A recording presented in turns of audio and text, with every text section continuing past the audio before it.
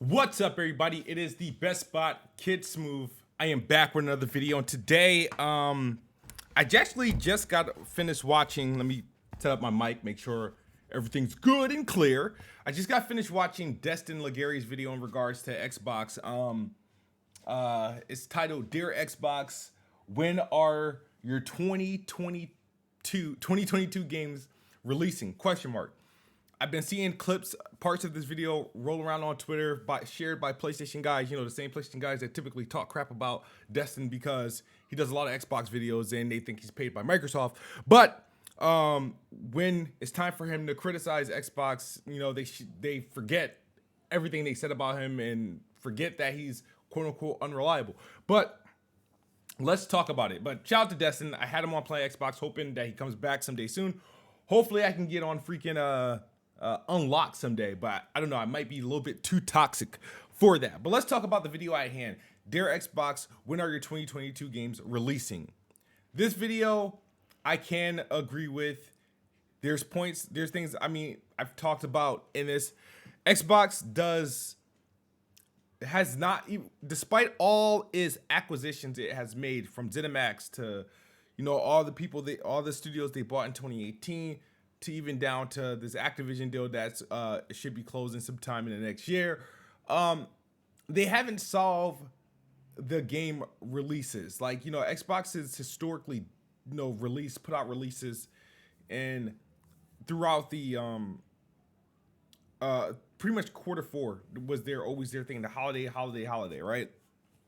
And the stuff that they did drop in the first half of the year, like their Q1 releases, actually historically haven't been received too well. You got to think back to Crackdown 3. That was a February release, bombed on the Metacritic score. Still don't understand why. You think about Crossfire X right now, which is the worst reviewed game like of the year probably. You think about games like Sea of Thieves, which is actually the Metacritic score on that game is just damn lie. It should be updated, but that was poorly received or mediocre reception. State of K2, poor reception when it first released. So, you know, they had their attempts, and I'm not saying that Xbox releasing games in the first half of the year, like, they shouldn't do it because they're historically bad or anything like that. No, that's not the case. Because then you have gems like Titanfall and stuff like that that did come and whatnot.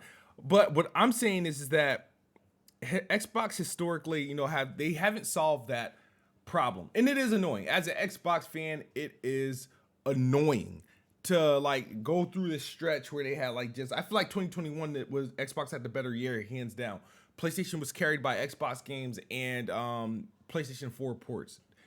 You can't debate me on that. Xbox had the better year. Even the games that you had Psychonauts 2. Yes, it was multi-plat, but the de facto place to play it was on Xbox. You had Microsoft Flight Simulator. You had Forza Horizon 5. You had Halo Infinite. You had games like The Ascent. You had games like The Medium, which launched early in the year. You had games like 12 Minutes, which was like a hidden Game Pass gem and stuff like that, which later came to PlayStation. So I enjoyed what Xbox put out in 2021, but the thing that made 2021 special as far as game releases on Xbox is that Microsoft countered its lack of exclusives with big Game Pass debuts, such as MLB The Show, Outriders, and they also had game enhancing features like FPS boost updates that were coming with felt like monthly, just new games being like of your existing library that just got a FPS boost, and that was big because I didn't feel like I was in any sort of gaming drought. I had something to play. I was revisiting games. 2021 was the year I beat the most games in ever. In 2021, I think I stopped at like 44, maybe 45. And that's because of FPS boost. That's because of Xbox Game Pass and Xbox outputs. They had a lot of games that they put out in 2021, a lot of quality games.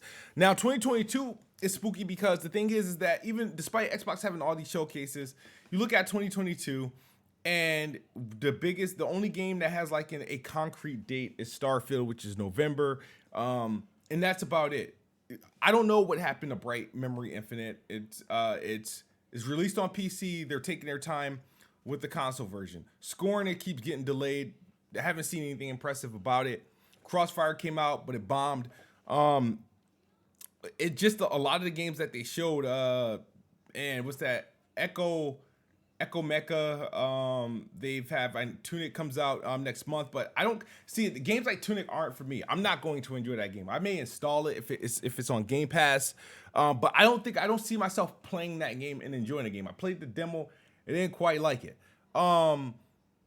So the thing is that 2022 appears weak, and one thing that Xbox doesn't do is that they don't generate enough hype for the games that were announced. But PlayStation can announce a game and they'll still tweet about it, they'll still post about it. Matter of fact, PlayStation does things. Their store has always been more attractive than Xbox store, because even when PlayStation announces games that don't have a tentative release date, and you can't technically pre-order it through your store because it doesn't have a tentative release date, it still shows up on their store page as at least an information page, right? To generate hype. If I'm Xbox, right, Starfield would be on this store page. Even if you can't pre-order it yet, it's still a coming soon game. Just put it there. Just put it there. Just put it there and let the trailer that you released last year just loop around every time. But just put it. It has to have some presence. Like, I didn't like the fact that Halo wasn't on the store for a while. We had to wait until you could pre-order the game before they put it on the store. I thought that was stupid. It's like, hype that game, bro. Same thing, Redfall. If it's coming out in the summer, if it's coming out this year, even if you can't physically pre-order this shit right now, it should be on the store. Replaying the trailer that was released. Like, so Xbox does not even promote their games that they have announced until, like, I don't like how they handle their store. Their store, even if there's games you can't pre-order, I think every announced game, right? And I think PlayStation does a good, because right now, even though Martha is Dead's coming on Xbox, you can't pre-order right now. It's not on their store page. It's on their coming soon page, but it's on PlayStation's coming soon page. Not sure if you can pre-order it or not, but it's on their coming soon page, which is like, what is up? What is the process of getting on the store page? But if I'm Xbox, every game that I announce or that we reveal, it should show up literally on your coming soon page. Even if you don't have an exact release date, even if you can't physically pre-order, it should just be there because it generates hype, it generates buzz, it generates intrigue and interest.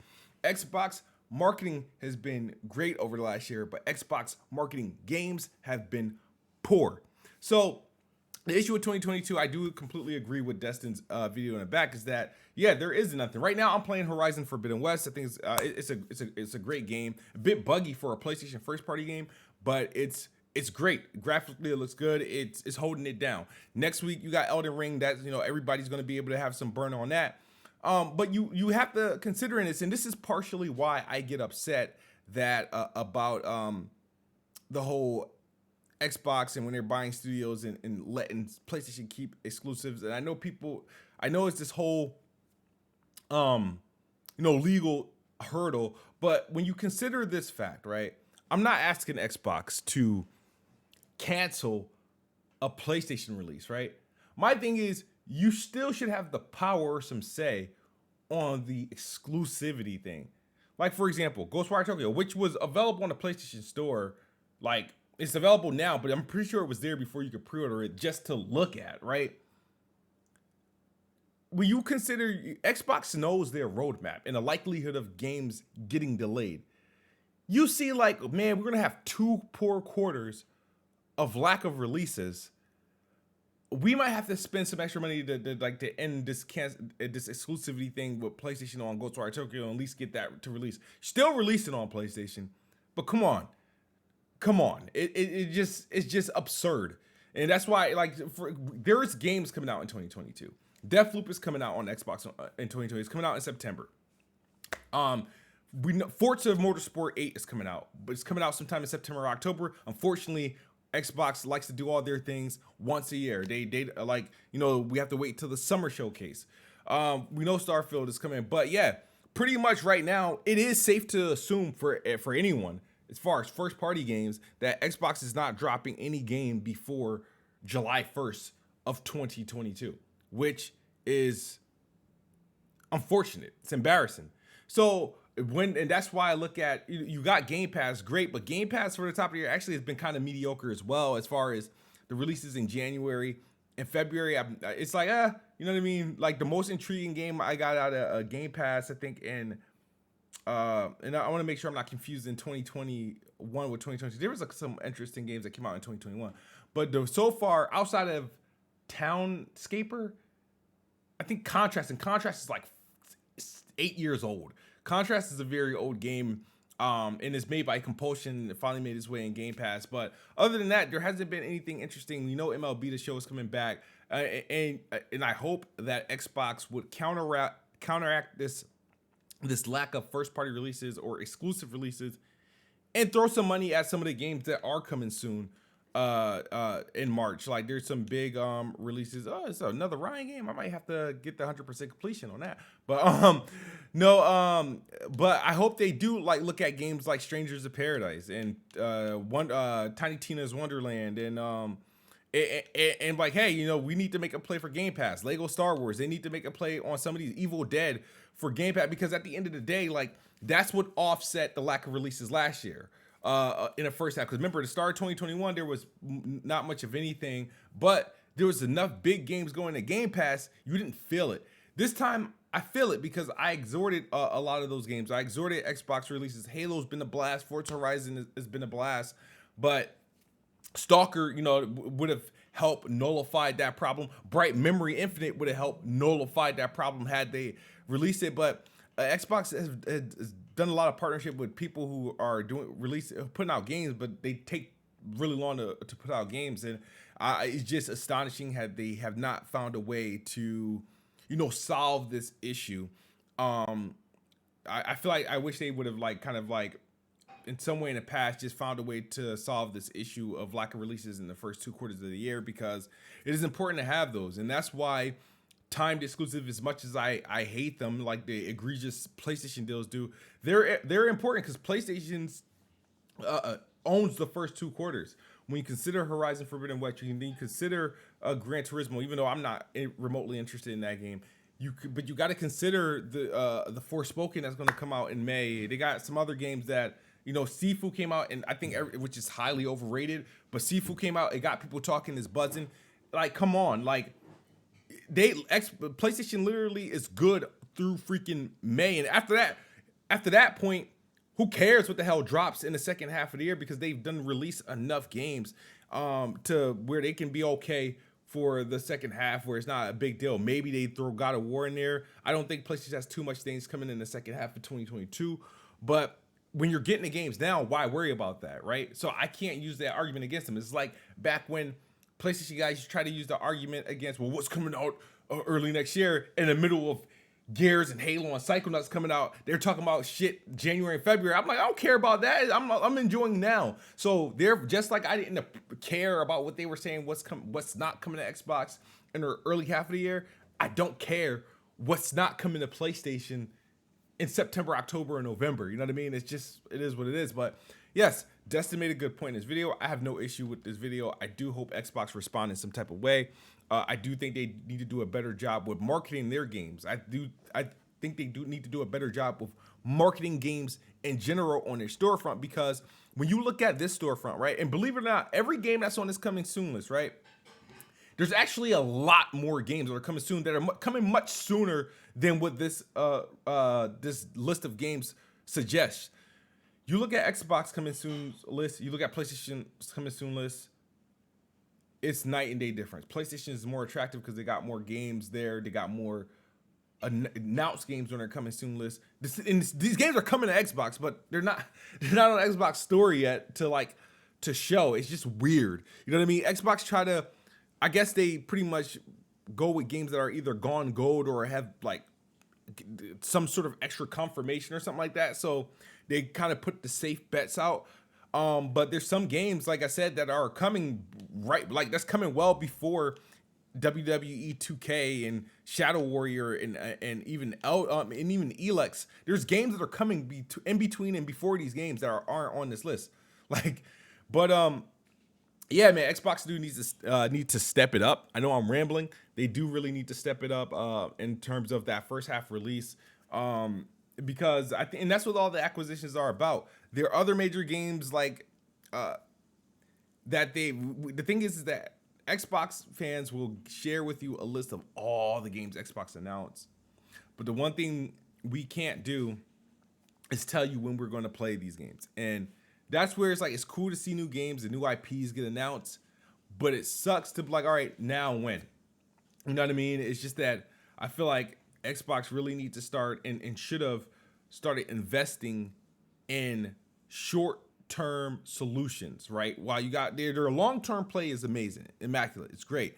We know the pipeline, but in all that planning for the long term, they should have been investing a lot more money in the short term for that buffer, so that you have a comfortable flow of releases and content coming before those new games, your new releases, your first party output start coming out.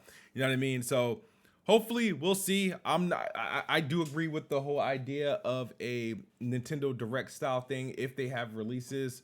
I'm not a fan of this like once a year type show. I know the Xbox Game Showcase they're gonna do, which mind you, it's not gonna happen in June. They've been pushing these things like later and later. It's gonna be probably sometime at the midpoint of July, which means chances are the next Xbox ain't releasing any first party games until about before August 1st. So they need to fix that, man. So yeah, I'm in agreement with Destin Legary on this one.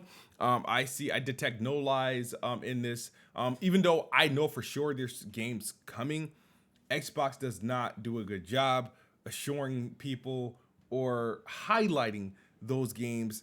And it's like after November hits, it's a crapshoot. It's like, all right, well, we just gotta wait until July or June to find out what's happening. It's unhealthy to me to have games not come out in the first quarter. Like, I made a video a month ago about Xbox maintaining momentum and how they can do that. If you have no first party releases, Stalker 2 just got delayed, which was supposed to be your buffer exclusive, timed exclusive that you were gonna have. You gotta make up for that. Last year they did a good job. Outriders was great. MLB The Show, great. You know what I mean? They were able to put these games, the Ascent coming out. They were able to put these games out to like band-aid that void. They haven't done nothing yet here. February's Game Pass drops has been mediocre. March, we don't know.